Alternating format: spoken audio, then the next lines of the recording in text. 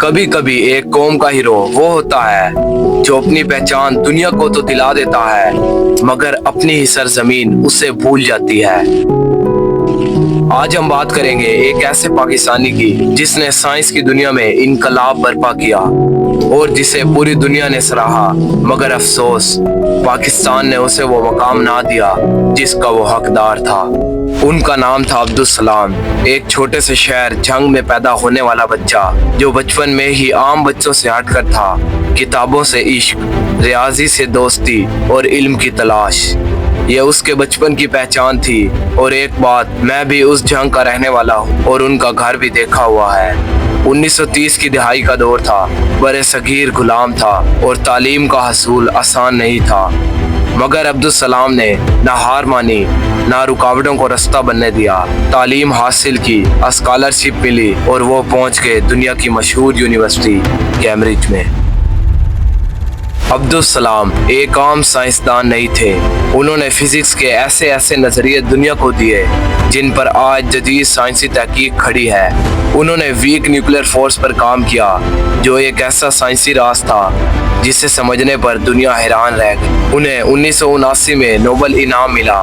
वो पहले मुसलमान साइंसदान थे जिन्हें फिजिक्स में नोबेल इनाम मिला। ये कोई छोटी बात नहीं थी, मगर पाकिस्तान में इस पर बाद में बात करेंगे। डॉक्टर अब्दुल सलाम ने पाकिस्तान के लिए क्या नहीं किया। उन्होंने साइंस और टेक्नोलॉजी को फरोग देने के लिए पाकिस्तान में इदारे बनाए। वो पाकिस्तान के पहले चीफ साइंटिस्ट बने।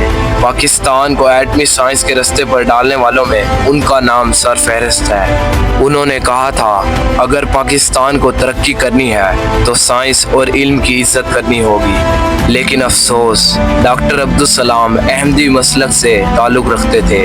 पाकिस्तान में जब 1974 में एक कानून के जरिए अहमदियों को गैर मुस्लिम करार दिया गया तो अब्दुल सलाम दिल शिकस्ता होकर मुल्क छोड़ गए। जिस मुल्क के लिए इतना किया, उसने मजहब की बुनियाद पर अपने हीरो को अलग कर दिया। उनका नाम स्कूलों में ना पढ़ा गया, ना उनकी तस्वीर किसी दीवार पर लगी।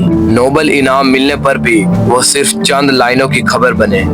आज भी यूरोप की यूनिवर्सिटियों में उनके मुजस्मे लगे हैं, उनके नाम पर इनामात दिए जाते हैं। अक़वाम मुत्तहिदा के इदारे IAEA ने उनके नाम का साइंस सेंटर कायम किया, यानी जिसे पाकिस्तान ने बुला दिया उसे दुनिया ने कभी ना बुलाया।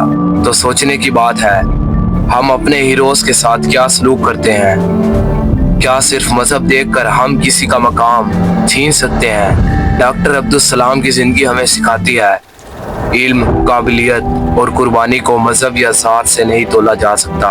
वो आज भी जिंदा है, हर उस साइंसी थ्योरी में, हर उस नौजवान में जो कुछ बनने का ख्वाब देखता है। आखिर में यही कहेंगे, डॉक्टर अब्दुल सलाम तुम अजीम थे और हमेशा अजीम रहोगे।